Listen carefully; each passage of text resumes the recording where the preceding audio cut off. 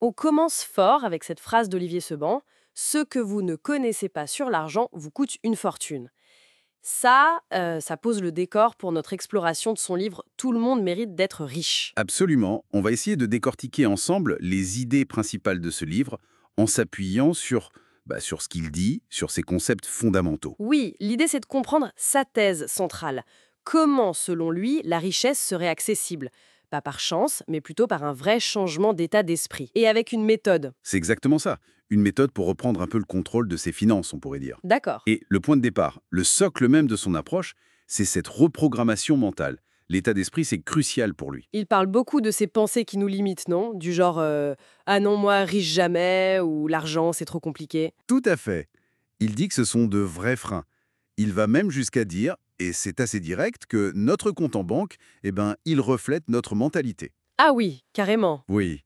Si on voit l'argent comme un problème, un tabou, ça bloque l'enrichissement. C'est sa conviction.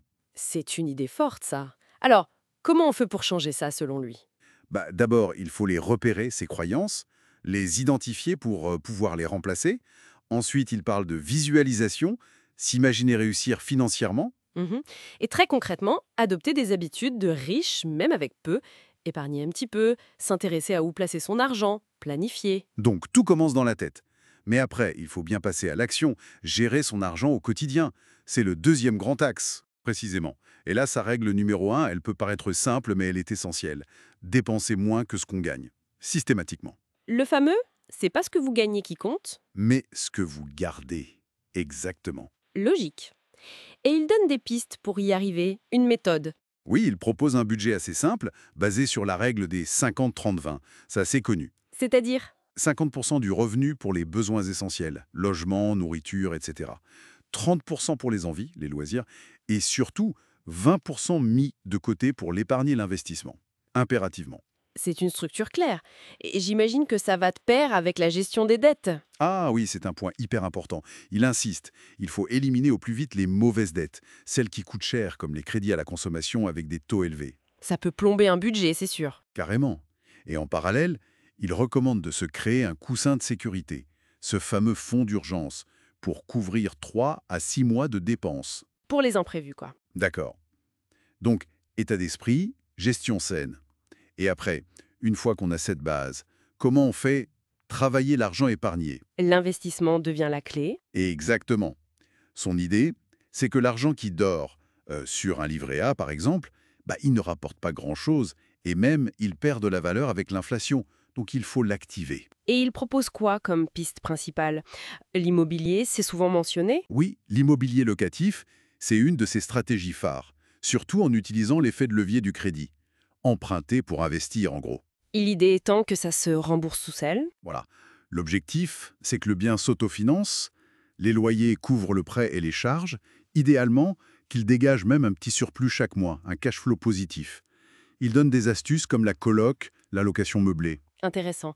Et si on n'est pas trop pierre ou si l'accès au crédit est compliqué? Alors, il parle aussi de la bourse. Mais attention, pas pour spéculer, plutôt une approche long terme. Façon Warren Buffett. Un peu dans cet esprit, oui. Investir régulièrement dans des actions solides qui versent des dividendes, ou alors via des ETF, ces fonds indiciels qui suivent un marché. C'est accessible même avec peu d'argent. La clé, c'est la durée et la régularité. D'accord. Et il y a une autre forme d'investissement qu'il met en avant, je crois, plus personnelle. Tout à fait, et c'est peut-être la plus importante pour lui. Investir sur soi, se former, lire des livres, suivre des formations. Apprendre, en somme. Oui. Comprendre comment l'argent fonctionne, comment on pense, ceux qui réussissent. Il dit que c'est le meilleur investissement de départ. Apprendre comment les riches pensent. Ça se tient. Tout ça forme une méthode assez complète, il la résume en étapes claires. Oui, il propose un plan en 7 étapes. Changer son état d'esprit, fixer ses objectifs, faire le point sur ses finances, éliminer les dettes, automatiser l'épargne, commencer à investir, se former sans arrêt. C'est progressif. Bon, si on résume le message clé, l'indépendance financière, ce ne serait pas juste un rêve. Plutôt le résultat, selon ce banc, d'une nouvelle façon de voir l'argent, d'une gestion rigoureuse et d'investissement patient. C'est tout à fait ça. Le déclic mental est vraiment présenté comme essentiel.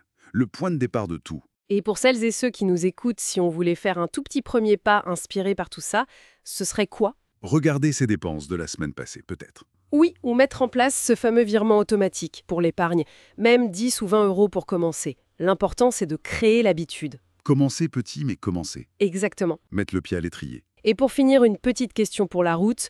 Au-delà de la technique, des chiffres, quel serait le tout premier micro-ajustement mental, la toute petite chose dans notre façon de penser à l'argent au quotidien qu'on pourrait essayer dès aujourd'hui pour commencer à adopter cette pensée riche dont parle Olivier Sebin?